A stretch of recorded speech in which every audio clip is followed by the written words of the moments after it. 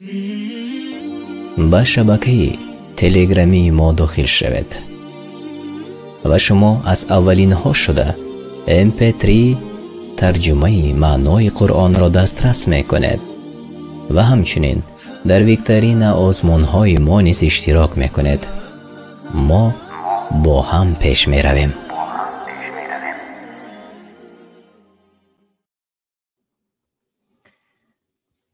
به نام الله بخشاینده مهربان. السلام علیکم و رحمت الله و برکاته. تماشابینان عزیز، مخلصان شبکه قرآن دستورالعمل انسان و دیگر شبکه های ما، هر یک شما رو خوش آمدید میگم. و این شام چون که ما پیشتر گفته گذاشتیم، تصمیم گرفتیم با داملا سهرابادلیان در تماس باشیم و به بعضی سوال هایی که از جانب شما تماشابینان گرامی آماده رسیده است به آن سوال ها جواب گویم. و این واسه در مهمانی استودیوی ما داملا سهرابادلیان تشریف آوردند و خوش آمدید میگم شما را. سلام علیکم و رحمت الله و برکاته و خوش آمدید میگم شما را.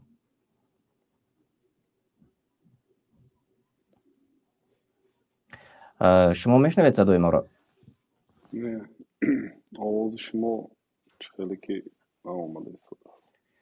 خب افیر ما مستقیم است تماشابینان عزیز و شاید بعضی نقص تکنیکی باشد.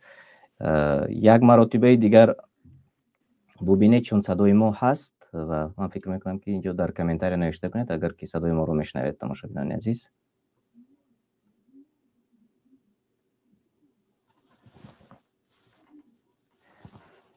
امیدوارم میشنوید ما رو. صدای شما خیلی که سوست فهمو نیست آمده صدا است، نمیفهمم. صدای غوصی نفهمو. تماشابینان عزیز اگر که بله همه خوب است میگویند اینجا در یک مرتبه ما حاضر داملا رو بیرون میکنیم و باز دوباره داخل میکنیم شاید که بهتر شود.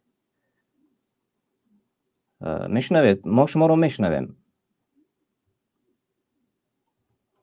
متاسفانه. تماشابینان عزیز بیایید یک چند لحظه نباشد ما بیرون میشویم و کوشش میکنیم که درست کنیم. با ما باشد، با شبکه ما باشد، انشالله برنامه ما پس از چند لحظه دیگر دایر میشود.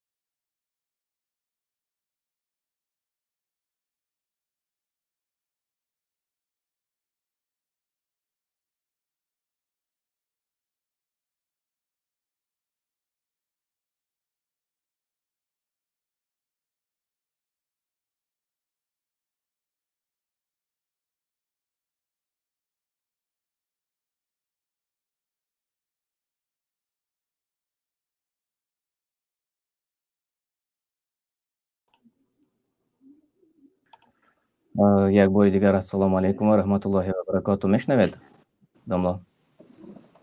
صدای ما هست؟ صدا رو میشنوید؟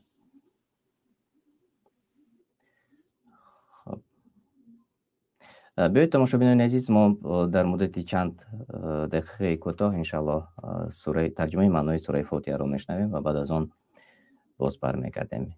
یک جا با شبکه قرآن دستورالعمل انسان باشد و امروز تصمیم گرفتیم در افیر مستقیم به بعضی سوال هایی که از جانب شما آماده رسیده بود و زیر کامنتری ها شما نوشته بودید به آن سوال ها پاسخ جوییم. حتما ما را همراهی کنید. خب اینجا باز دوباره پیدا شدیم. السلام علیکم و رحمت الله و برکاته.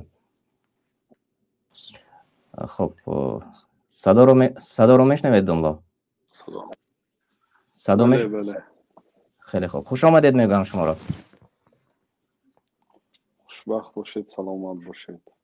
و دنبالش خیلی که معلومات داریم و ما پیشتر نیز در نفیر گفته بودیم که امروز یک جای با شما به بعضی سوال هایی که از جانب تماشابینان آماده رسیده بود به آن سوال ها پاسخ دهیم. و اینجا باز بعضی سوال های دیگر از جانب تماشابینان اگر که در افیر مستقیم آماده رسد انشاءالله با آن نیز یک جای با شما کوشش میکنیم جواب گوییم. و از تماشابین ما اینجا سوال آمده است، میگویند که سوره های قرآن را اگر به ترتیب نخوانیم گناهگار میشویم، یعنی که به ترتیبی که در کتاب قرآن کریم نازل شده است. بسم الله الرحمن الرحیم. الحمد لله والصلاة والسلام على رسول الله وعلى آله وأصحابه ومن والاه. اما بعد، البته به ترتیب خواندن قرآن کریم مستحب است، یعنی خوب است. کسی به ترتیب میخواند ثوابی بسیارتر میگیرد. ولی بدون ترتیب خواندن هم اجازت است، باکی ندارد. لا یکره تنکیس فی الشهیر. علما میگن که بنابر قول مشهور عکس خواندن قرآن، یعنی مثلا اول سوره قل اعوذ برب الفلق در یک رکعت خوانده، بعد در دوم رکعت قل هو الله احد خواندن، در قول مشهور علما مکروه نیست. میگن یعنی مکروه نیست، یعنی حرام نیست، اجازت است. بلکه جناب رسول الله صلی الله علیه و سلم هم خیلی در حدیث های صحیح ثابت شده است، در رکعت اول سوره بقره خواندند و بعد سوره آل عمران خوانده، بعد سوره آل عمران سوره نساء خواندند. حالان که به ترتیب باید اول بعد بقره آل عمران میخوانند، بعد نساء میخوانند. پیامبر صلی الله علیه و جای آل عمران و نساء را عوض کردن، این دلالت به جایز بودن عوض کردن جای سوره ها میکند. ولیکن خیلی که گفتیم خوب است که تا میتواند به ترتیب خواند. والله اعلم. تشکر زیاد. و اینجا باز یک سوالی دیگر آماده رسیده است دومولو. یک نفر پرسیدن من 2 سال پیش مبلغ به نیت حج روان کردن پدر و مادر جمع کردم و با بعضی سبب ها، یعنی هم سبب کووید 19 به حج نرفتند. آیا از این مبلغ برایم زکات واجب می شود؟ گفته پرسیدند. بله، مبلغی که ذخیره کردن برای فرستانیدن حج اگر از $4000 اضافه باشد، اگر مادامی که آنها پدر و مادر باشند، به 2 نفر انیخ که از $4000 زیادتی است و آن زکات واجب می شود. یعنی 2.5 فایزی هم، یعنی $100 از $4000 از $8000 باشد $200 زکات می دهند. اگر باز این شخص علاوه بر این دیگر مال و ملک داشته باشند، به آن مالهای زکاتشان این را پیوست همراه میکنند. اگر نه فقط همین مبلغ داشته باشند، از همین زکات میبرارند. این مبلغ مادامی که مبلغ نقد که ایستاده است، برای این زکات برآورده می شود. بنابراین برای $100 $200 انسان مال خود را محو نمی کند. برای اون که کدام آدمی که زکات را نمی دهد، الله تعالی را فرمان برداری نکرده است. یک دومش حق کمبغل را استفاده برده است و الله تعالی از با تقواها قبول میکند. چخیل به خانه الله تعالی به زیارت حج می رود ولی ترس الله ندارد، حق کمبغل را نمی دهد، احتمال است که حجش هم به درگاه الله تعالی قبول نشد وقتی که زکات را نمی دهد. زکات همسایه نماز است در قرآن کریم. و اینها لقرینتها فی کتاب الله. و البته زکات همسایه نماز است در قرآن کریم. در 82 موضع قرآن الله تعالی زکات را به نماز همسایه آورده است. نماز خوانید، زکات دهید. بنابراین زکات از حج بالاتر می ایستد و این حق مردم است. و وقتی که شما مثلا 2 سال پولتون ایستاده بود، از آن 2 سال $200 زکات می دهید، انشاءالله وعده الله تعالی است که مال شما زیاد می شود. تطهرهم و تزکیهم، زکات برارید تا اینکه مال شما سبزد. می سبزد وقتی که زکات می برارید. وقتی که نمی برارید البته محو میشه، از بین می رود، از همون بودگی مال هم انسان محروم می شود. زکات باید برای کی دهند دامولا می گفته؟ چون زکات به 8 جا، زکات الله تعالی به 8 موضع چی کرده است. این موضوع کلان است. انما الصدقات للفقراء والمساکین والعاملین علیها الآیه. در اینجا 8 نوعی زکاتگیرها را قرآن کریم بیان کرده است. شاید یک موضوع علاهیده باشد، لیکن از همه محتاجترین شخص این فقیر شخصی که چیزی ندارد. مسکین بعدی فقیر می ایستد. شخصی که چیز و چاره دارد یا درآمدی دارد ولی درآمد و برآمدی آن به همدیگر موافقت نمیکنه. 500 سامان مثلا درآمد دارد، 1000 سامان صرف و خراجات دارد. صرف و خراجات معتدلی ضروریات را خریداری میکند، نمیرسد به زندگیش. مثلا همین ها مسکین هست. باز دیگر 6 شخصیت های هست که آنها اهل زکات هستند. آدمی که زکات میبرارد پیش از برآوردن اهل علم را بپرسد که به کدام نوع اینها زکات خود را دهم ثواب عظیمتر میگیرم، به کی دهم کی اجر عظیمتر گیرم، کی سزاوارتر. برای که 8 نوع انسان ها را الله تعالی گفته است. در بعضی کشورها یک گروهی دیگر بهتر است، در بعضی کشورها در زمانه از زمانه به زمانه فرق میکند. و همون شب و روز مناسب عالم فتوا میدهد. خیلی خوب، تشکر زیاد و انشالله باز پورتر موضوع وسیع است چون که شما گفتید. انشالله یگان وقت ساعت معین باز برمیگردیم. اینجا یک سوال دیگر به سوالی که اول بود به آن مانند یک نفر تماشابین ما علی عمر روان کردند در افیر مستقیم، گفتند که قرآن را به تجوید میخوانم، آیا درست میشود؟ سوال دادند. نه، به تجوید خواندن ممکن نیست. الله تعالی میگوید که ورتل القرآن ترتیلا، شما قرآن به تجوید خوانید.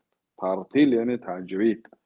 اما سوره فاتحه به شخصی که کافر بود و اسلام قبول کرد یا شخصی که بی نماز بود به نماز شروع کرد، در روز اول در روز دوم سوره فاتحه یعنی چه خیلی که میتواند همون خیلی از یاد میکند، حفظ میکند یا میخواند از روی ورق کلام نوشته شده مثلا.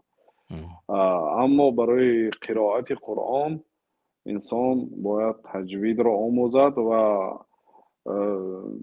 نسبت این که یک انسان 10 سوره به تجوید میخواند بگذار 1-2 سوره فاتحه که ضرور است، به او نماز نیست. و برای ضم سوره 1 سوره مثلا اخلاص را 2 سوره را انسان اقلا بداند و با تجوید بداند، برای آنکه وقتی که خطا میخواند غلط میخواند معنا ویران میشه. بنابراین سوره امروز آسان است، میتواند با واسطه گوش کردن تجویدش را درست کند. خیلی خوب. قاعده های تجوید نخواندم. صحابه ها تجوید فن تجوید نبود. صحابه ها پیامبر صلی الله علیه و سلم چگونه که قرائت کردن همون خیلی قرائت میکردن.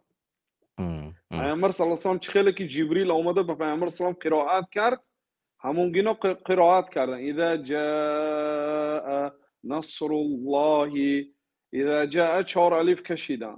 چوبه کشیدن برای چی؟ برای اینکه جبریل همین خیلی قرائت کرد، پیامبر صلی الله علیه و سلم همین خیلی قرائت کردن، صحابه همین خیلی قرائت کردن. فن تجوید نبود. بعد از آن طبق همین حدیث ها هر جایی که پیامبر صلی الله علیه و سلم 4 الف کشیدن قاعده ماندن. سپس برای چی 4 الف کشیدن؟ برای همین یعنی که مقصد وقتی که با تجوید خوان میگیم شرط نه که فن تجوید را خواند، یعنی میتواند همین چه خیلی که قاری ها میخواند، قاری هایی که به تجوید میخواند از همه ها شنیده همون گونه اگر خواندن درست است. خیلی خوب، درست خواند. خیلی خوب، تشکر زیاد. و سهراب جان اینجا یکی از тамошобини мо фикр мекунам аз Сведан барои мо савол доданд. Инҷо савол доданд ки бародар, дар YouTube ман шунидаам ки дар YouTube пул кор кардан ҳаром аст. То чӣ андоза ҳамин дуруст аст гуфта савол доданд. Мир Малик Зеварӣ. ба кадом маъно пул кор кардан ҳаром аст? Яъне агар ба воситаи ҳамин эълонҳое ки кадом инсоне ки аз ба воситаи қаноташ эълон медиҳад, яъне худи YouTube эълон медиҳаду баъд ба соҳиби қанот пул медода бошад, ин мавзӯъ чӣ эълон медиҳад?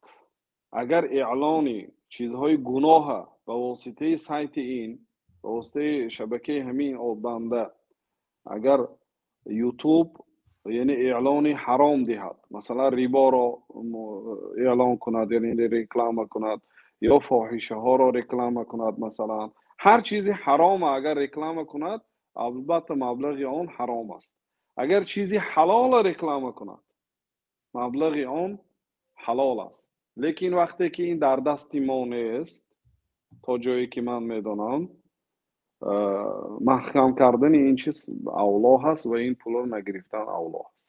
Ташаккури барои зиёд. он ки беҳтарин. эҳтимол рекламаҳои ҳаром мекунад, баъд ба сабаби ҳамун рекламае ки ба воситаи шабакаи шумо шуд ва шумо музд медиҳед, ин ҳаром аст. ва инро мо контрол карда наметавонем ва ин дар дасти мо нест, чунки дар ҳар минтақа реклама, яъне ҳамон таблиғоти ҳамон минтақаро медиҳанд. яъне ки дар баъзе минтақаҳо, дар минтақаҳои Аврупо фаҳшоро реклама мекунад, ё ин ки маводи алкоголӣ реклама мекунанд ва ё банкҳои рибоӣ реклама мекунанд ва ин дуруст нест. яъне аз он ҷо ихтисор кардан ё ки канда гирифтани рекламаи дуруст имкон надорад. аз ин хотир беҳтараш ки маҳкам кардан. худи масъалаи реклама бидуни ютубу бидуни ин чизҳо, худи реклама як масъалае ҳаст ки мақсад бисёр фуруъи зиёд дорад. реклама шарту шурут дорад, кадом вақт ҳалол аст, кадом вақт ҳаром аст. реклама чизе нест ки мутлақо ҳалол бошад ё мутлақо ҳаром бошад. масалан дар масҷид эълон кардани тиҷорат ҳаром аст. пайғамбар саллаллоҳу алайҳи ва саллам гуфтанд ки агар касеро бинед ки дар масҷид моли худро эълон мекунад, яъне реклама мекунад, дуои бад кунед ки аллоҳ ба тиҷоратат барака надиҳад. ин ғайри мубошир ҳам мешавад. масалан ягон тақвима оварда мечаспонанд ба масҷид, дар ҳамун тақвима коғазаш як соата масалан чӣ кардаги аст ё номи фирмаша навиштаги аст. мақсад ҳамин як навъи реклама кардан ҳаст ғайри мубошир, яъне инам реклама ҳаст дар масҷид, ҷоиз нест ин. масалан ё дар реклама гапи дурӯғ ҷоиз нест. куллу ма таштаҳиҳи таҷидуҳу фи бепси. дар диёрҳои араб навистагианд ки дар рекламаҳо ҳар чизе ки мехоҳӣ дар пепси меёвӣ. яъне агар иштиҳаи ту чӣ мехоҳад, ҳар чизе ки табъат ҷуст, агар пепси масалан нӯшидӣ, дар ҳамин чизи хостаатро меёбӣ. ин дурӯғ аст. албатта дурӯғ ҳаром аст. ба воситаи рекламаҳои дурӯғ ҳаром аст. бо дигар аҳкомҳои васеъ дорад. ба муносибати савол гуфтам. ташаккури зиёд. ва инҷо як саволи дигар омада расидааст. ман айнан мехонам. як зан шавҳарашро ҷоду мекардааст ва мувофиқи дастури ҷодугарон пешоби фарзандону пешоби худашро дар хӯроки шавҳар омехта додааст. аз ин кор як нафар ҳамхона бохабар шуда наҳӣ кардааст он занро. савол: оё он шахсе ки аз ҳамин ҳодиса бохабар шуд, аз ҷоду ҷабрдидаро хабардор кунад ё не? бале, инҷо масъалаи хабар додан аст. яъне хабаркашӣ аслан аз нигоҳи шариат ҳаром аст. бисёр хабаркашро аллоҳ таоло бисёр васфҳои бад васф кардааст. ҳатто ғолибан хабаркаш валадузино меояд, мегӯянд баъзи муфассирҳо. хабаркашӣ чизи бад аст. лекин баъзе ҷоҳое мешавад ки додани хабар дар ин ҳолат воҷиб мешавад, зарур мешавад, ё дар баъзе ҳолатҳо хуб аст хабар додан. яъне ин ба чӣ маъно? дар ҳамин ҳолат масалан ҳамсараш ба сеҳргар меравад ва ба шавҳари худ пешоб медиҳад ва сеҳр медиҳад. ин ба монанди заҳр додан аст. балки сеҳр احتمالیت های دارد که از زهر هم بدتر است، که یک انسانی با عقل گاه میشه به عقل میکنه، گاه میشه به بیماری گرفتار میکند که مقصد دیگر تبابتش یک امر محال میگردد. بنابراین غیر از این کسی که به نزد سحرگر می رود، به نزد جادوگر میشه و کافر میشه. وقتی که زن به نزد سحرگر می رود و شوهر خود را سحر میکند و کافر میشه. کافر که شد، چخیل ما یک مسلمان برادر خود را در دست یک کافر همین گونه میگذاریم، در عین حال او کافر است. اگر فهمانیده شود که این عملی که تو میکنی کفر است، سحری که کردی، سحری که طلب کردی، فرمایش دادی. بعضی ها سحر کرده نمیتواند، لیکن سحر فرمایش میدهد به سحرگر. سحرگر کو کافر است، برای آنکه علم سحر همین خیلی علمی است که تعلیم گرفتنش کفر است. کسی که در ذهنش علمی سحر داند و کافر است، اگرچه استفاده نبرد. فرض کردیم یک انسان علم سحر آموخت لیکن عمل نکرد طبقی، یگان کسی سحر نکرد، او کافر است. برای آنکه تعلیم گرفتنی محض فقط تعلیم سحر خودش کفر است. الله تعالی میگوید که و ما کفر سلیمان ولکن الشیاطین کفروا. سلیمان کافر نشد ولی شیطان ها کافر شدند. اونایی که فرشته هایی که فرآمده به مردم سحر تعلیم دادن، پیش از تعلیم دادن میگفتن که ما همچون امتحان، همچون بلا از جانب الله تعالی فرآمدیم، سحر را تعلیم نگیرید. کسی تعلیم میگیرد کافر میشد. گفته پیشکی انتخاب میدادن، اختیار میدادن، بعد انسان ها در همون وقت نگرفتن. مادامی که کافر میشده باشیم چی در کار؟ گفته نگرفتن ولکن الشیاطین کفروا. در این حالت شیطان های انوار بگرفتن علم سحر. بعد به بعضی انسان هایی که توانستن به زیر فرمان و زیر وسوسه خدا را به آنها تعلیم دادن، به همین واسطه علم سحر پنج شد. خلاصه کدام انسانی که علم سحر میداند و کافر است.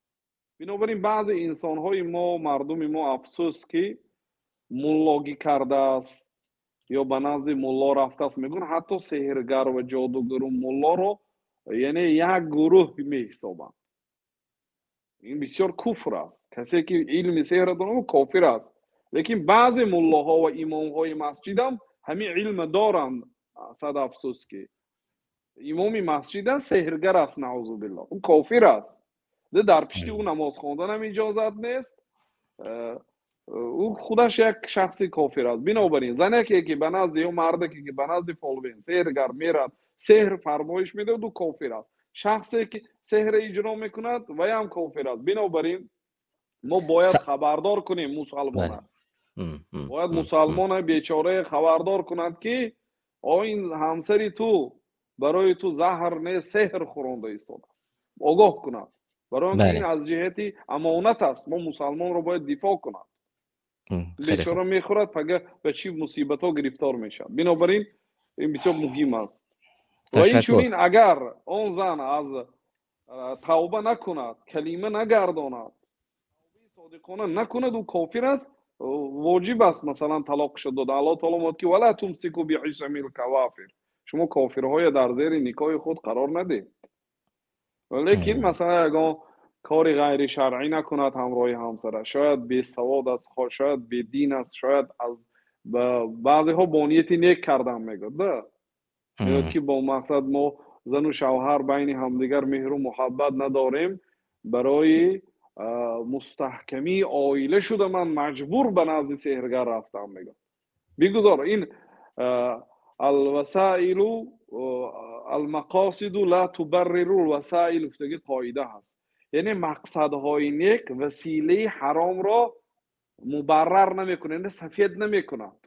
یعنی مادامی که مقصدتان خوب هست، برای شما اجازت نیست که وسیله حرام استفاده برید. بله عائله خوب زندگی کردن، خوشبخت شدن مقصد خوب است، ولی با وسیله حرام، با وسیله سحر و گرم کردن، گرم و خنک میگوین که در جای ما صرف و عطف میگن عربا، یعنی گرم کردن حرام است و کفر است. اینو برای حلالش کند، مانند دعا کند از الله تعالی که عائله ما رو مستحکم کن، محبت و مهر بین ما بیته. مقصد دیگر چی ها دارد، دیگر سبب تشکر. های شرعی را اجرا کند.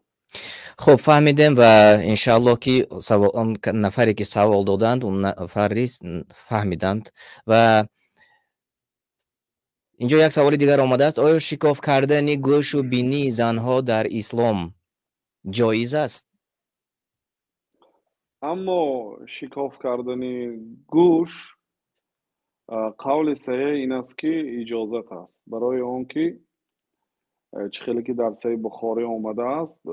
روزی عید بود، پیامبر صلی الله علیه وسلم وقتی که مردها را پند و نصیحت گفتن به نزد زنها رفتن. اون زمان بلند گویکان بود. جناب رسول الله صلی الله علیه وسلم همچون ادای امانت، ادای وظیفه به نزد زنها هم رفتن. گفتن ای زنها، شما از الله تعالی ترسید. من دوزخ دیدم که اکثریت دوزخ عبارت از زنها بود. شما صدقه کنید. بعد وقتی که پیامبر صلی الله علیه وسلم زنها رو به صدقه امر کردند، راوی میگوید که زنهای صحابه ها دستان خود را به گوش هاشان بردن و به گردن هاشان بردن، یعنی زی و زری تلایی هاشون گرفتند و به آنهایی که صدقه را جمع میکردن به آنها گذاشتن. این دلالت میکنند که زنهای صحابه ها چی داشتن؟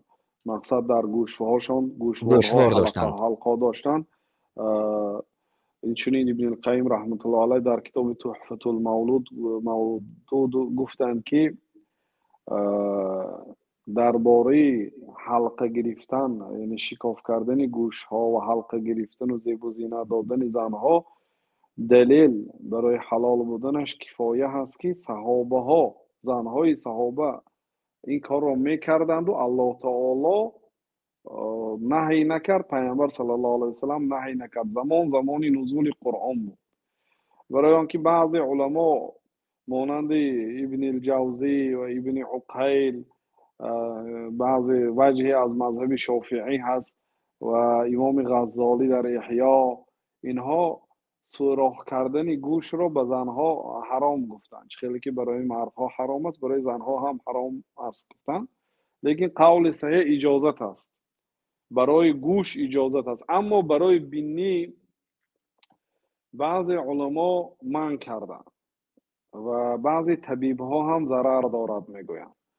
و بعضی علما گفتند که در آن دیاری که سوراخ کردن بینی و گذاشتن حلقه های و زیب و زینت در بینی، در آنجا این امری خوب اگر حساب کرده شود بگذار آنها کند گفتند. لیکن مثلا در بسیار کشورهای دنیا علال خصوص مسلمان نشین ها، یعنی شکاف کردن بینی، سوراخ کردن بینی به زنها یک چیزی خوب نیست.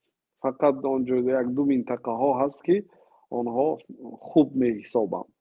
بهترش بینی را هم سوراخ نکند. و اما زبان یا ناف مثلا که بعضی مسلمان ها امروز پیروی به بعضی زنهای بیگانه دیده صدا کردنش حکمش میپرسن، این حرام است. خیلی خوب، برای آنکه تشکر این زیاد. زیب و زینت نیست. تشکر. دامولا، اینجا یک سوال آمده رسیده است و دوباره خواهش کردند که جواب گویم و به همین مانند سوال ها را من از این پیشتر نیز مشاهده کردم، اما شاید وقت باشد که برای این کوتاه اگر جواب میگفتید. اینجا پرسیدند که اگر شخصی که حرام را تماشا کند و صدقاً توبه کند، خداوند این گناه را آیا میبخشد و در روز قیامت آیا جمال الله را میبیند؟ گفته سوال دادند تماشا بینیم ما.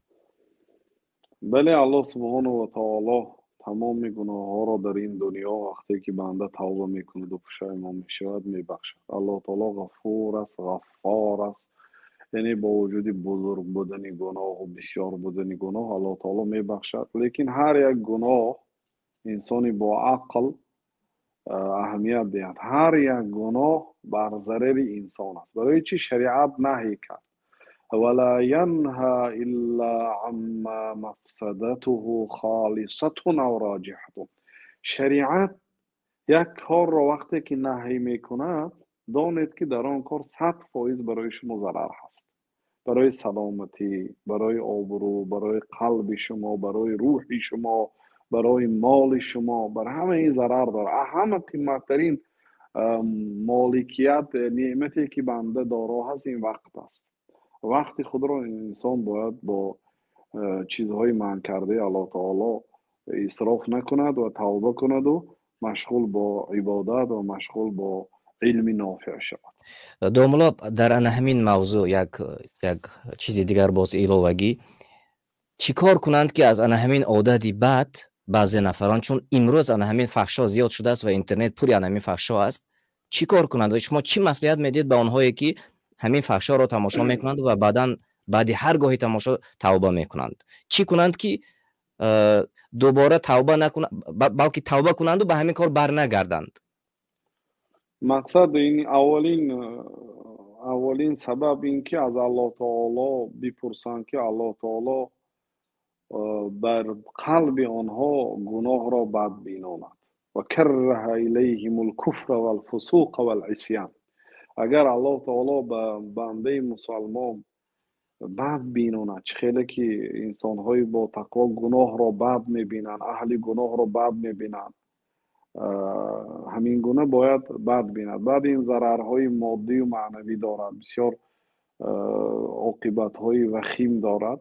این چنین به ذهن انسان، به عقل انسان و به چشم انسان احتمال است. مقصد چشمی که الله تعالی داده است، این که مقصد وقتی که گناه میکند واقعا احتمال از نعمت محروم شدنش است. بهترین وسیله دعا و از الله تعالی بپرسد که الله تعالی به قلبش همین چیز رو یک چیزی ممقوت، یک چیزی بد دیده شده کند که قیعش بیاد مثلا از گناه. دیگر اینکه سبب ها رو بگیرد. مقصد هر یک قنات یا هر یک مثلا شبکه هایی که همین چیزهای بیشتر پیشنهاد میکنه همه از تلفن یا از چیز حذف کند. مقصد مشغول کند، وقتی خود پر کند و اگر خاندار نباشد خاندار شود، دختر شوهر کند، مردک خاندار شود و با همسر خودش مشغول شود با حلال و پاک. انشالله امید میکنیم که از همین چیز دور میشود. در ان همینجا باز میگویند که نماز از فحشا دور میکند. اگر که در وقتش نمازهای خودشان را گذارند، شاید که هرگاه باز طهارت میکنند، این نیز یک سبب میشده باشد و یک این الصلاة تنها عن الفحشاء والمنکر. الله تعالی ممکن نماز از فاحشه نگاه می‌داره. فاحشه چیست؟ فاحشه از این لیوان، تماشا کردن فاحشه، این فاحشه است. این چنین اقرار که فاحشه، مثلا زنش اگر بی عورت باشد، بی ستر و بی حجاب باشد، زنش در همین فاحشه گری. فاحشه فقط زنا نیست. اهل مکه، مشرکان عرب در اطراف خانه الله تعالی بدون لباس طواف میکردند. الله تعالی این کار آنها رو فاحشه نامید. قل ان الله لا یأمر بالفحشاء. بگو که الله تعالی با فاحشگی امر نمیکند. آنها وقتی که من میکردن که در گرد خانه الله تعالی شما بی لباس طواف نکنید، آنها میگفتن که الله تعالی با ما رو به این کار امر کرده است. ان وجدنا آباءنا، ما پدرهامون در همین راه یافتیم، والله امرنا بها، الله ما رو امر کرده است. بعد الله تعالی رد زد گفت که قل ان الله لا یأمر بالفحشاء. الله تعالی با فاحشگی امر نمیکنه. عریان یعنی بی عورت گشتن رو فاحشگی نامید. بنابراین باید نماز از فاحشگی نگاه میداره. لیکن اگر نماز هم خواند و با این تماشا کند، عیبی نماز در نمازش کمبودی دارد. یعنی خیلی که شما اشاره کردید، طهارتاش مکمل کند، طبق سنت طهارت کند، نمازاش بر وقت در وقتش با جماعت اگر ادا کند، انشاءالله این نماز از فاحشه نگاه میداره. با علم مشغول شود، با تعلیم علم، با وقتی خود را با شنیدن سخنهای الله و رسول اگر مشغول کند، دیگر حتی بعضی انسان‌های مؤمن میگفتن که مقصد اگر ما همین نه فقط فیلم فاحشه، بلکه همین یک نقطه مانند بوس و کنار اگر بینیم سرامو درد میگیرد. واقعا این حقیقت است، ضرر دارد به جسم و روح انسان. تشکر زیاد. و اینجا سوالی دیگر آمده است، میگویند که کسانی که مسلمان نیستند آیا برایشان کمک کردن جایز است؟ یعنی که در کوچه تابندگی میکنند اما مسلمان نیستند، این بیشتر در دولت‌های کفری است. یعنی اگر اجازت است صدقه کردن، اجازت است. الله تعالی در سوره ممتحنه میگوید که لا ینهاکم الله عن الذین لم یقاتلوکم فی الدین ولم یخرجوکم من دیارکم ان تبروهم و تقسطوا الیهم. الله تعالی شما را منع نمیکند که با آن کافرهایی که شما را جنگ نکرده است، یعنی همراهی مسلمان ها در جنگ قرار ندارند و شما را از دیارتان بیرون نکرده است، یعنی با آن نوعی کافرها شما را الله تعالی منع نمی کند که دست کمک دراز کنید و خیر کنید و عدالت کنید، اجازت است. لیکن با آن کشورهایی که با مسلمان ها و با دین اسلام جنگ می کنند، خواه جنگی مثلا اطلاعاتی باشد، خواه جنگی مثلا اظهاری بدبینی میکنن، با آن نوعی کافرها نه. لیکن به دیگر نمودی کافرهایی که بعضی کافرها هستن دفاع از مسلمان ها میکنن یا که عموما درباره اسلام نه سخنی بد میگن نه سخنی نیک میگویند، به کار و دنیای خود آواره هستند، یعنی به این گونه کافرها الله تعالی منع نکرده است. حتی در حدیث ها هم آمده است که پیامبر اسلام اجازه دادن. لیکن اگر مسئله سوال تیاد که آیا دو شخص است، کافر یعنی هست آیا صدقه مسلمان می است، شود؟ آیا صدقه شماریده می شود؟ یعنی که بله اگر که بله فقط اگر پرسد که به مسلمانی محتاج دهم یا به کافری محتاج مثلا، در این حالت یعنی دیده می شود مسلمان، البته مسلمانی محتاج دستگیری کنند تا اینکه وای به آن مبلغی که شما میتید به عبادت الله تعالی صرف کنند. خیلی خوب. و اینجا سوالی دیگر آماده رسیده است، من میخونم و کوشش میکنیم که کوتاه‌تر جواب میکنیم چون وقتمون نیست، خیلی به فکرم تنگی میکند، چون تصمیم گرفتیم که 1 ساعت برنامه کنیم، البته خیلی زیادی وقتمون گذشت. برای پاسپورت روسیه شده از زنم بدون طلاق جدا شدیم، یعنی در نزد قانونی دولتی، و پاسپورت روسی کردم. امروز زن و فرزندانم را به نزد خودم آوردنیم، آیا نکاحی نو باید با آنها کنم؟ سوال دادند. این مسئله وقتی که خود امضا میکند که من با همین همسرم جدا میشوم، اون همون کاغذم عقد خطی طلاق است. اگر امضا کنند به قول خیلی از علما یا طلاق می افتد. وقتی که امضا کرد احتیاطاً رجعت کند، یعنی در بعد اینکه امضا کرد بگوید که مقصد یعنی این فقط امضا بود، فقط طلاق در ورقه بود، من زنی خود با همسری خودم همراه زندگی میکنم. این گفت که گفت رجعت کرد، یعنی با همسرش یا خوب کرد، این رجعت است. لیکن به همین قول خیلی از علما یا طلاق می افتد میکن، برای اینکه در بعض کشورها این نه فقط در مثلا در کشورهای ما، در بعض کشورها خطی طلاق هم مقصد در نزد قاضی میشه و چی میشه با نوشتجات میشد، بنابراین طلاق می افتد میگویم. اگر یک طلاق که افتید وقتی که رجعت کند او دو طلاق دیگر دارد، یعنی میتواند زندگی کند. بعضی ها اینو اعتبار نکردن مادامی که با زبان نگفته است. لیکن یک مسئله دیگر که یا برادر مرا در همین مبارزه سوال کرد، گفت که ما خودمو در اروپا زندگی میکنیم، مجبور شدیم که زن و شوهر برای حاصل کردن مثلا چی شهروندی این کشورها از نکاح همو از زک سینکی جدا شدیم در تاجیکستان. بعد من پرسیدم که کی امضا کرد؟ گفتن که آدم خودشون امضا کردن. مقصد یعنی که اینها نه امضا کردین نه جدا شدین، خودشون از نامشون مبلغ گرفتین و کردین. در این حالت طلاق نمیفراد. لیکن ما فقط در مسئله طلاق فرامد یا نفرومد سخن آیا نکاح کنن یا نکنن سخن داره. نکاح کدام وقت میکنه برادر عزیز؟ نکاح همون وقت میکند که طلاق باین افتد، یعنی که طلاق دهند، مثلا یک طلاق دهدو رجعت نکند، عده زن براید، بعد طلاق دادن 3 حیض گذرد، بعد از آن عقد جدید و مهر جدید، یعنی نکاحی از نو خوانده بشد. اگر انسان یک طلاق دهد و بعد 10 دقیقه یا بعد 1 روز یا بعد 2 روزش بگه که من مقصد با همراه تو زندگی میکنم، به این رجعت هست، یعنی بازگشت است، از گپ گفتگیش بازگشت، طلاق واقع میشد. اون 3 طلاقی که در حق داشت یکتش از بین رفت، ولی که این همسرش بدون نکاح حلال است برای او.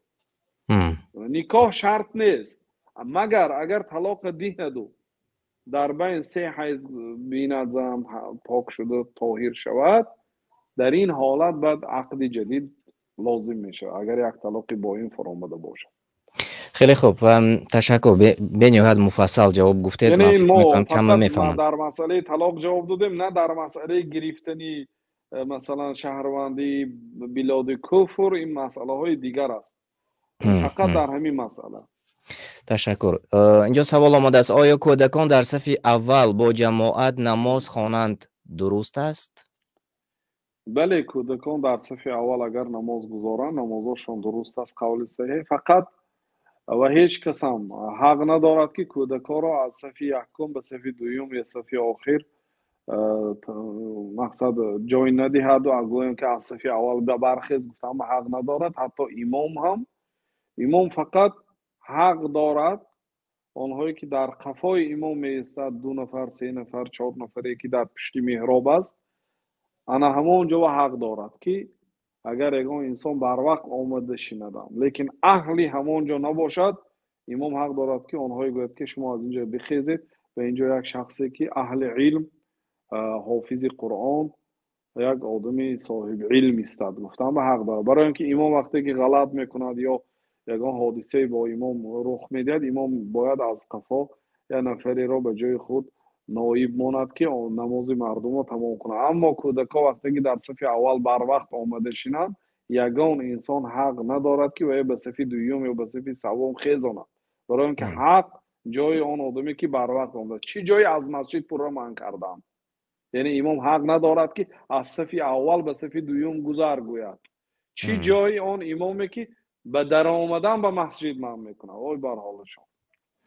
تشکر زیاد. و یک سوال دیگر آماده رسیده است، عیناً میخونم این سوال رو. و تماشابینان عزیز، پیش از آن که بسیاری از شما در چت ما این لحظه من میبینم که سوال های زیاد مینویسید، من از شما خواهش میکردم که بعد از تمام شدن برنامه زیر همین برنامه سوال هایتان رو نویسید و انشالله باز هفته دیگر ما سوال های شما رو جمع کرده به دامولا روان میکنیم و به سوال های شما پسان انشالله جواب ها میگویند. عینی حال من به آن سوال های زیادتر تکیه کردم که تقریبا 2 هفته زیاد تا 2 هفته زیاد پیش به ما آمده رسیدند. از این خاطر اول ما یکم برتری به آنهایی که 2 هفته پیشتر به ما سوال دادن به آنها میدیم و سوال هایشان رو من میخونم. شوهری من از 1 تا 2 هفته به زپای میرود، یعنی عرقخور بوده است. بعد باز نماز میگذارد و چند وقت میگذارد باز در تلفنش فحشا تماشا میکند و باز عرقخوری میکند و این زیاده از 10 سال باز دوام میکند. آیا من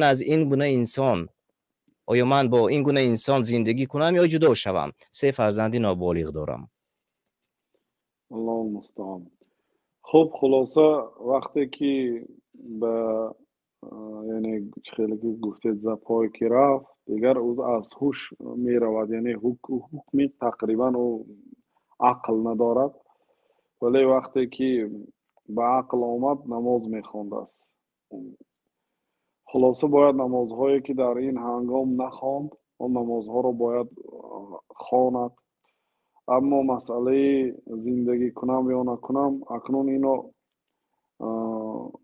هم استخاره میخواند، لیکن حقی طلبی طلاق کردن دارد، برای آنکه پیامبر صلی الله علیه وسلم منع کردن از جدا شدن و طلاق طلب کردن آن زنی را که بدون یگان گناه از شوهرش طلبی طلاق میکند. یعنی که این زن حق دارد که از شوهرش طلبی طلاق کند و از این شوهر برآمده دیگر شوهر کردن به حق دارد. لیکن اگر دوراندیشی کند، مقصد فرزندان خود را فکر کند و صبر کند، و اگر شوهرش مثلا چخیلی که پیامبر صلی الله علیه وسلم گفتن که اگر یک خلقی را در او بد بینی، یک خلق دیگر را نیک میبینی، مقصد خلقی نیک هم دارد، عموم مسلمان است و با نماز گزار است، یعنی اصلاح شونده باشد و آینده به تاثیر تربیه فرزنده ضرر نمی رسیده باشد، صبر کند و از الله سبحانه و تعالی دعای طلب کند و علاج مسئله را ببیند، مثلا علاج طبی، طبابت، دیگر راه ها را بیند. همین در حالت هوشیاریش با او جدی صحبت کند که مقصد بعضی انسان ها میخواهند که همین کار باز ایستد، لیکن قدرت ندارد، قدرتی باز ایستادن ندارد. اینها مبتلا هست، به بلا گرفتار شدگی هست. بنابراین گفتن که انما الناس معافا و مبتلا، مردم به دو قسم تقسیم، یک قسم معافا از بلا در امنیت هست و یک قسم مبتلا هست، به بلاها گرفتار شدگی هست. یعنی البته این شخصی که مدمن الخمر میگوینن نامشه، شخصی که بردوام عرق می نوشد، یعنی اینها مبتلا هست. فرحموا اهل البلاء و احمد الله علی العافیه. اهل بلا سزاوار هستند که رحم کرده شود. حضرت عیسی گفتند که آنها را رحم کنید، اهل بلا را رحم کنید و احمد الله علی العافیه، به عافیتی که الله تعالی به شما داده است حمد و ستایش گویید الله تعالی را. الله سبحانه و تعالی به کل مسلمان هایی که مبتلا به گناه هستند رهایی از این بلا را نصیب روزی گرداند و همسرتان را همسر صالح بگرداند و حیات شما را حیات خوشبختانه بگرداند. امین امین. اینجا سوال دادند که پسر بچه‌ای به بلاغت نرسیده از با بسم الله و الله اکبر ذبح کند روا است؟ گفته پرسیدند. بله، اگر کودک به بلاغت نرسیده باشد ولی اهل تمیز باشد، اهل تمیز بعضی علما میگن 7 ساله باشد، از 7 ساله بالا باشد، تمیز کند، یعنی مقصد فرقی پول و مال را داند، فرقی سیاه و سفید را داند، گرم و خنک را داند. مقصد اگر رفت و با طریقه حلال ذبح کند و قاعده بریدن رگ ها را اجرا کند که اونجا 3 رگ هست، همه آن را درست برد، اجازه دادن علما. ولی اولا این برای زنها و برای کودکان غالبا در حالتهای ضرورت میشه. در خانه کسی نیست، مثلا مال به یک حالت گرفتار می شود که اگر حلال نکنید حرام می شود. در همین حالت ها یعنی اجازت است. خیلی خوب. اینجا باز یک سوال دیگر دادند که کودک غیر مسلمانی تا 8 ساله از دنیا گذرد تقدیرش چی می شود؟ کودکی که نابالغ است ولی کافر است از دنیا گذرد، در این مسئله قول ها هست. بعض عالم ها گفتن که آنها اهل دوزخ هستند همچون پیرو و پدراشان، و این از همه بی‌قوت ترین سخن ها هست. و قول دوم این است که روز قیامت الله تعالی آنها را دوباره امتحان میکنه، یا آتشی را گران میکند و آنها را امر میکند که وارد آتش شوند. اگر اطاعت الله تعالی را کردند، یعنی آنها اطاعت کردن، بالاخره وارد بهشت میشه. اگر اطاعت نکردن، گفتم ما نمیداریم، گفت اگر سرکشی کردن از امر الله تعالی، آنها اهل دوزخ هستند. گفتم و قول سیوم قول صحیح است انشاءالله، فرزندان کافرها که آنها نابالغ هستند و به سن بلاغت نارسیده اگر از دنیا گذرد، آنها اهل بهشت هستند، برای که آنها خیلی که پیامبر صلی الله علیه و سلم دارن کل مولود یولد علی الفطره، تمام کودک ها در فطرت تولد میشد، یعنی در طبیعتی تازه، یعنی مسلمان تولد میشد. سپس پدر و مادرش او را یا یهودی میکند، یا نصرانی میکند، یا مجوسی میکند، یا بت پرست میکند. یعنی سبب میشد پدر و مادر، منطقه‌ای که زندگی میکند غالبا سبب میشد که در دین پدر و اجداد و باباهاش بعد به آن دین دارد. لیکن مادامی که این کودک است در فطرتی تازه در اسلام به دنیا آمده است، حالا به بلاغت نارسیده از دنیا گذرد، چگونه الله سبحانه و تعالی ذات مهربان او را جزا میدهد حالان که او گناه نکرده است؟ برای اینکه قلم پیامبر اسلام دیگه برداشته شده است از انسان تا از کودک تا مادامی که به بلاغت نرسد. اون کودک است، به بلاغت نرسیده است. بلاغت نرسیده است، اون کارهایی که بعضی کارهای گناه یا خطایی که کودک ها میکنن اون گناه نوشته نمیشن. وقتی که گذشت از دنیا پس آنها وارد جنت میشن، برای آنکه آنها حالا گناه نکردند. برای چی الله سبحانه و تعالی آنها رو جزا دهد؟ الله تعالی اعلم. тамошобинони азиз, шумо метавонед зери навор лайк монед ва наворро ба дигарон паҳн кунед, то ки ҳафтаи дигар низ иншааллоҳ мо боз ба ин гуна ба ин монанд барнома омода кунем ва пешкаши шумо гардонем. Ва боз як саволи дигар инҷо омада расидааст барои домуло. вақте ки мо Қуръони Каримро бо ду забон гӯш мекунем, яъне ҳам забони арабӣ ва ҳам забони тоҷикӣ тарҷумаи маъноро, оё мо савоби як бор гӯш карданро мегирем ё ин ки савоби ду бор гӯш карданро؟ قرآنی که گوش میکنید ثواب قرآن را گوش کردن را میگیرید. بله، شنیدن قرآن کریم عبادت است و پیامبر صلی الله علیه وسلم بعضی صحابه ها را امر میکردند که قرآن قرائت کنند. علیک اقرأ و علیک انزل، یا رسول الله و این قرآن به شما نازل شده است، من به شما قرائت کنم؟ گفتن که من دوست میدارم که از دیگر کس شنوم. گفتن یعنی جناب رسول الله صلی الله علیه و آله از صحابه ها قرآن گوش میکردند. این دلالت میکند که گوش کردن قرآن ثواب است و امر شرعی است. و گوش کردن قرآن به زبان عربی اون یک خصوصیت خاص خود را دارد، اما ترجمهش البته این سخنی بنده حساب میشد. این همچون علم و همچون برای فهم انسان ثواب میگیرد، لیکن به دو بار گوش کردن نه. این علاهیده ثواب است برای ترجمه که علم است و برای شنیدن قرآن ثواب مخصوص است. والله اعلم. تشکر.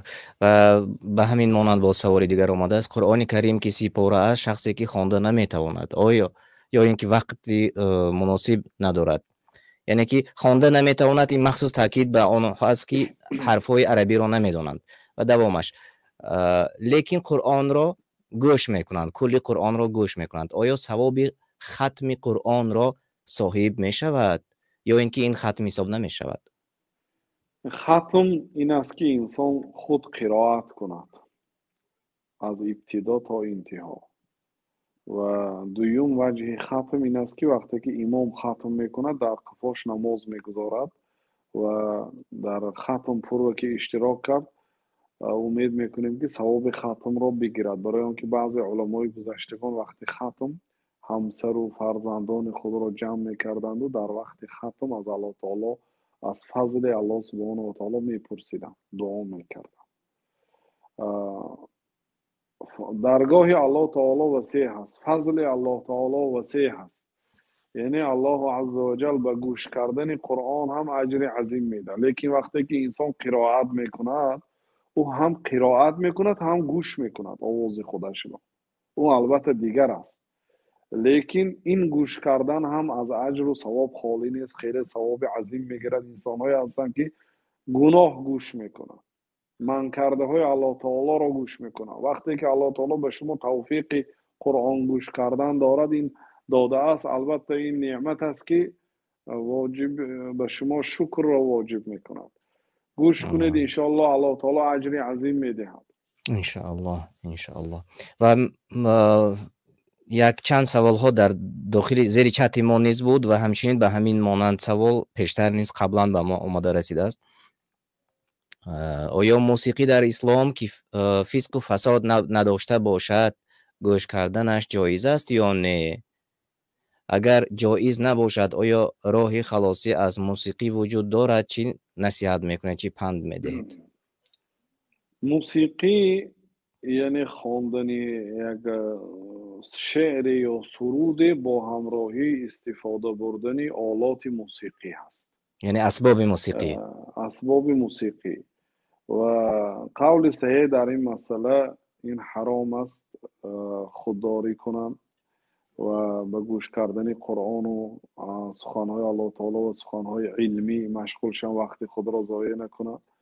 اما اگر آن چیزی که خوانده می شود بدون اسباب موسیقی باشد و مضمونش هم مضمون درست باشد، مانند یک شعرهای تربیوی باشد، سخنهای غلط نداشته باشد، با آهنگ اگر قرائت کند بدون استفاده آلات موسیقی، این حرام نیست. ولیکن شعرهای زمان جاهلیت همین خیلی بود که دروغ بود. ابن کثیر رحمت الله علیه میگه که اعذب الشعر اکذبه، شیرین ترین شعرها دروغ ترین آن. یعنی بسیارتر شعرهای زمان جاهلیت هم وصف زن، وصف عشق و وصف مثلا بت و وصف شراب و همین چیزهای حرام را در شعرهاشون وصف میکردند و تعریف میکردند که این خود حرام است. لیکن مضمون شعر اگر درست باشد و بدون استفاده آلات موسیقی باشد، انشاءالله هیچ باکی ندارد. والله اعلم. و راه خلاصی هر یک مصیبت، هر یک مشکلی راه خلاصی دارد. بله، راه خلاصش دعا هست، از همه بهترین راه که الله سبحانه و تعالی شما را از همین گوش کردن موسیقی که یک سخن بی‌فایده هست، من حسن اسلام المرء ترکه ما لا یعنی، پیامبر صلی الله علیه و سلم میگه از زیبایی اسلام مرد است ترک کردنش کار و سخنهایی که نه به دین او فایده دارد نه به دنیای او فایده دارد. تضییع وقت است. این وقت از پول و مال قیمت است. پول و مال یافت می شود، ولی وقتی که امروز سپری کرده دیگه نمیتواند یابد. روز قیامت از وقت دو مراتب پرسیده میشه، یا مراتب از عموم عمرتان، یا مراتب از خصوص ایام جوانیتان که تا سن 40 سالگی هست مخصوصا پرسیده میشه. یک دقیقه ایام جوانی بسیار قیمت است، بنابراین این ضایع نکرده با علم و با چیزهای فایده‌ناک مشغول شده، یا فایده دینی یا دنیوی باشد. اقلا این موسیقی چه فایده داره؟ ضرر به قلب، ضرر به سلامتی شما میکنه. بنابراین ترک کنید و به راه خلاصی را جویید. راه خلاصی در قرائت قرآن و عبادت و علم و این چیزها هست. تشکر زیاد و کمی کوتاه وقت داریم. اینجا در داخل چت ما بحث هم نیو، سوال و جواب، و بعضی ها سوال میتونند و دیگران جواب میگویند و شاید که از نادانی مبادا با جوابی نادرست داده نمانند و از این خاطر من یک سوال رو از اینجا برای شما میگم. من خودم درباره کم معلومات دارم. درباره ترکه اینجا سخن کردند، گفتند که یک کمپیر میمورد بعد مردنش ترکه میکنند فرزندانش. همین جایز است در اسلام؟ گفته پرسیدند. ترکه یعنی از کلمه ترکون گرفته شده. وقتی که میت دنیا را ترک کرد، از خود مال و ملک ترک میکند. یعنی آن مال و ملکی که از میت باقی ماند، انا همان را ترکه میگویند. یعنی آن چیزی که میت ترک کرده است، پس آن را باید طبق شریعت تقسیم کرده شود به فرزندان و به آن میراثخوارانی که زنده باقی ماندند بنی بعدی وفات. بله، علم ترکه، علم میراث، این بسیار علمی بزرگ است. حتی اولین علمی که در روی زمین، اول علم یفقد حتی لا یکاد یوجد، اولین علمی که در روی زمین گم می شود این علم میراث است. حتی قریب که یک عالم نمی‌یابد که علم میراث تقسیم کند. پیامبر اسلام و بعض علما ثلث العلم، علم میراث این سه یک علم است. گفتم برای اون که سه یک علم است، برای که بعضا نصف العلم گفتم. برای اینکه انسان وقتی که در دنیا زنده بود احکام نماز و طهارت و عقیده و دین خود را می آموخت. وقتی که از دنیا گذشت این مسئله، یعنی عمر انسان تا زنده بودن، یعنی به دیگر احکام مسئله ها محتاج است. بعدی وفات کردن احکام میراث است. حتی حضرت عمر امیر شهری مکه را در یکی از منطقه ها واخوردن، گفتن کی را به جای نشین گذاشته آمدی؟ گفت ابن ابزا مولا لنا. گفت ابن ابزا گفت که یک غلام خود را امیر شهر، نایبی امیر شهر تعیین کرده آمدم، جای نشین تعیین کردم. گفتن که استخلفت مولا، چگونه تو مولا یعنی غلام رو رئیس شهر کردی؟ با رئیس شهر نشد. غلام خودش غلام یا آدم است، در بالاش خواجه دارد و صاحب دارد، اون نمیتواند راهبر شود از روی شریعت. بنابراین حضرت عمر سرزنش میکنه که برای چی این کار رو کردی؟ میگوید که انه قارئ لکتاب الله عالم بالفرائض، یا امیر المؤمنین و حافظ قرآن است و عالم میراث است، یعنی علم میراث میداند. و حضرت عمر دیگه خاموش ماند، هیچ چیزی نگفتم. یعنی دلالت به فضیلت علم میراث میکنه. تشکر زیاد، بهترین جواب بود. و اینجا باز یک سوالی که آخران سوال است برای امروز و برای شما تماشابینان عزیز، آنهایی که این لحظه سوالهای خودتان را زیر چت می نویسید، خواهش میکردم ببینید رقم واتساپ نوشته شده از زیر نوار. شما میبینید رقم واتساپ را، سوالاتان را صدایی نه بلکه نوشته به همین رقم واتساپی روان کنید و انشالله تا هفته آینده ما کوشش میکنیم و بعضی از آنها رو جمع میکنیم و بعضی انشالله که جواب میگویم. یک از انیس شکر سوال آمده رسیده است. السلام علیکم برادر عزیز، الله نگهبانتان باشد. از پس مردم داغستان نماز جمعه خواندن درست است چون که آنها خطبه نمیخوانند گفتند، پرسیدند. خطبه جمعه نمیخونم. من از این بیخبر هستم چون در اروپا خطبه میخوانند، در همه جا خطبه میخوانند، نماز جمعه با خطبه است، اما چون این نوشته هستند که خطبه نمیخوانند. آیا ممکن است از پسشان نماز جمعه گذاریم؟ تا جایی که بدانید خطبه میخوانند، لیکن اگر خطبه نخوانند شما در دیگر مسجد عمومی داغستان خیلی نیست که مقصد شاید سوال یگان جای خطاگی داشته باشد. عمومی داغستان خیلی نیست که مثال خطبه نخوانند. شاید یگان مسجد یگان خطبه نخوانده باشد یا خطبه رو به زبان داغستانی کرده باشد. سوال یک مرتبه دیگه تاکید کنند و برای اینکه خطبه یکی از فرضهای روز جمعه هست باید این ترک نشود و این سنت نیست مانند خطبه عید جمعی. نماز عیدی فرض است و حتی گوش کردن فرض است. اگر رفت و همه خیل باشه شما در دیگر مسجدی که خطبه میخواند آنجا روید. تشکر زیاد میگم برای شما. در مهمانی ما امروز سهراب عادلیان ختم کرده دانشگاه مدینه منوره فاکولته حدیث شریف بودند و خیلی تشکر میگم برای شما چون وقتتان را دریغ نداشتید و به بعضی سوالهای تماشابینان ما جواب ها گفتید. و در نهایت اگر گفتنی داشته باشید مرحمت پند شما برای همانهایی که این لحظه ها ما را تماشا میکنند. بله، الله سبحانه و تعالی ما و شما رو امر کرده است که فاسألوا اهل الذکر ان کنتم لا تعلمون. اگر چیزی رو نمیدانید از اهل علم بپرسید. و پیامبر صلی الله علیه و سلم هم گفتن که انما شفاء العی السؤال. البته شفای نادانی سؤال است و نادانی و جهل را پیامبر صلی الله علیه و سلم درد نامیدن و شفای آن را در پرسیدن نامیدن. بنابراین هر چیزی که بنده نمیداند، خواه در تخصص خود است، خواه در دین است، خواه در دنیا هست، باید آنهایی که میداند از آنها پرسیده عمل کند. حتی در مسئله های دنیوی هم شما در یک کارخانه در آمدید یا در یک کار میکنید که بعضی چیزها رو نمیدانید، بپرسید از متخصص های همان ساحه مادامی که حلال است.